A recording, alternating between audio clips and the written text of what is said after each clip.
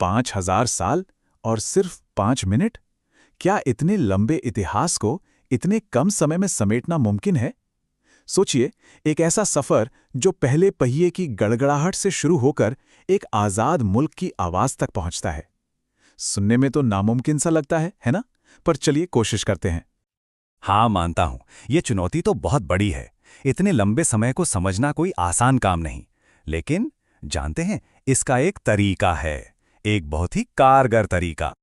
देखिए, हम यहाँ राजाओं और तारीखों की लिस्ट रटने नहीं बैठे हैं। नहीं, हम बात करेंगे उन टर्निंग पॉइंट्स की। वो पल जब इतिहास ने एक ऐसी करवट ली कि सब कुछ बदल गया। तो तैयार हैं? चलिए शुरू करते हैं ये सफर। तो चलिए कहानी की शुरुआत से शुरू करते हैं, एकदम शुरुआत से। उस दौर से जब भारतीय उपमहाद्वीप पर सभ्यता की पहली ईंट रखी जा रही थी। अब जरा इस टाइमलाइन को देखिए। हम एक ही छलांग में हजारों साल पार कर रहे हैं।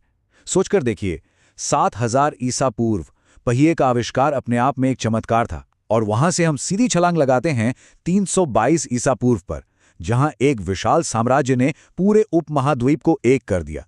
मतलब कितना जबरदस्त बदलाव है ये। यहां बात हो रही है दो बहुत बड़ी टेक्नोलॉजिकल रेवोल्यूशंस की। एक तरफ आग पर काबू पाना, जिससे हमें प्रकृति पर एक एज मिली, और दूसरी तरफ पहिया। अरे, पहिए के आविष्कार ने तो सिर्फ सफर ही आसान नहीं किया, इसने टेक्नोलॉजी की पूरी कहानी ही बदल कर रख दी। लेकिन तरक्की सिर्फ टेक्नोलॉजी में नहीं हो रही थी। चाणक्य का अर्थशास्त्र, ये सिर्फ एक किताब नहीं थी, बल्कि एक साम्राज्य चलाने का पूरा ब्लूप्रिंट था। ये सिखाता है कि एक मजबूत, एक कुशल, एक सफल राज्य कैसे बनाया जाता है। मतलब एक असली गेम चेंजर। और अब ये तारीख 2601 ईसा पूर्व, इसको हमेशा याद रखिएगा। ये वो टर्निंग पॉइंट है जब कलिंग युद्ध की तबाही देखकर सम्राट अशोक का दिल पूरी तरह बदल गया। उन्होंने हमेशा के लिए युद्ध का रास्ता छोड़ा और धम्म का रास्ता अपनाया, मतलब शांति और नेकी का। इस एक फैसले ने पूरे एशिया का इतिहास बदल दिया। लेकिन देखिए, साम्राज्य हमेशा के लिए नहीं रहते।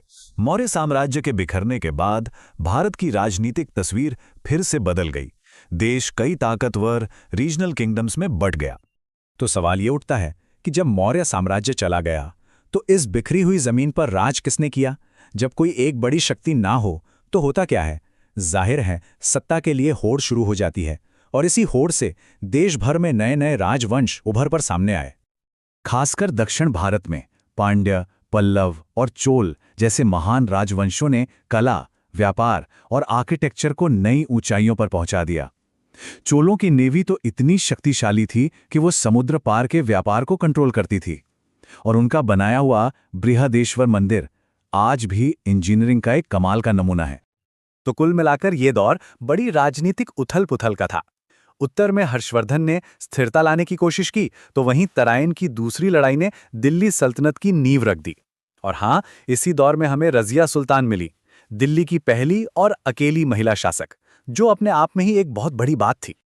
और फिर इतिहास में एक नया अध्याय शुरू हुआ, मुगलों का दौर। इन्होंने एक बार फिर भारतीय उपमहाद्वीप के एक बहुत बड़े हिस्से को एक विशाल और शक्तिशाली साम्राज्य में बदल दिया। पानीपत ये सिर्फ एक मैदान का नाम नहीं है, इसने सदियों तक उत्तर भारत की तकदीर तय की है। दिल्ली के पास होने की वजह से इसकी स्ट्रेटेजिक इंपॉर्टेंस बहुत ज्यादा थी। पहली लड़ाई ने मुगल साम्राज्य की नींव डाली, दूसरी ने अकबर के राज को मजबूत किया, और तीसरी लड़ाई ने मराठा शक्ति के बढ़ते कदमों पर एक तरह से रोक लगा दी। अब जरा इस बात पर गौर कीजिए। एक तरफ मुगल साम्राज्य अपनी ताकत के चरम पर था, और ठीक उसी वक्त इंग्लैंड में एक छोटी सी ट्रेडिंग कंपनी बनती है, ईस्ट इंडिया कंपनी। उस वक्त भला किसने सोचा होगा कि यही छोटी सी कंपनी एक दिन इतने विशाल साम्राज्य के पतन का कारण बनेगी। और ये है वो पल, 1757। प्लासी की लड़ाई सिर्फ एक जंग नहीं थी, ये वो निर्णायक मोड़ था जहां ईस्ट इंडिया कंपनी एक व्यापारिक ताकत से बदलकर एक राजनीतिक शक्ति बन गई। यहीं से असल में भारत में ब्रिटिश राज की शुरुआत हुई। अब कहानी बहुत तेजी से आगे बढ़ती है। 19वीं और 20वीं सदी में सामाजिक और राजनीतिक बदलाव की एक ऐसी लहर आई जिसने एक नए और आज़ाद भारत की नींव रखी। लेकिन देखिए, राजनीतिक आज़ादी की लड़ाई से पहले जमीन तैयार हुई समाज सुधार से। ब्रह्म समाज, सत्य शोधक समाज और आर्य समाज जैसे आंदोलनों ने समाज में फैली कुरीतियों पर सवाल उठाए और एक ऐसी बौद्धिक जागृति पैदा की जिसने आगे चलकर स्वतंत्रता आंदोलन को ताकत दी। आज़ादी की लड़ाई का कोई एक रास्ता नहीं था। क्रांतिकारियों के बीच भी सोच लगातार बदल रही थी। हिंदुस्तान रिपब्लिकन एसोसिएशन यानी HRA, इसका हिंदुस्तान सोशलिस्ट रिपब्लिकन एसोसिएशन यानी HSRA बनना, ये सिर्फ नाम का बदलाव नहीं था। ये जो सोशलिस्ट शब्द जुड़ाला, ये दिखाता है कि अब सपना सिर्फ अंग्रेजों से आज़ादी पाने का नहीं था, बल्कि एक ऐसे भारत का था जहां किसानों और मजदूरों का राज हो। फिर आया साल 1930। महात्मा गांधी ने नमक जैसी एक रोजमर्रा की चीज को अंग्रेजी हुकूमत के खिलाफ सबसे बड़ा हथियार बना दिया।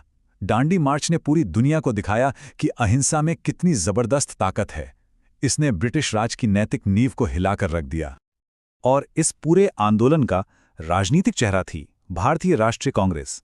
जरा सोचिए उस पल के बारे में, जब पहली बार वंदे मातरम गाया गया होगा, या जब गांधी जी ने सिर्फ एक बार इसकी कमान संभाली, या फिर जब सरोजनी नायडू पहली भारतीय महिला अध्यक्ष बनी। ये सिर्फ तारीखें नहीं हैं, ये एक राष्ट्र की आवाज बनने की कहानी है।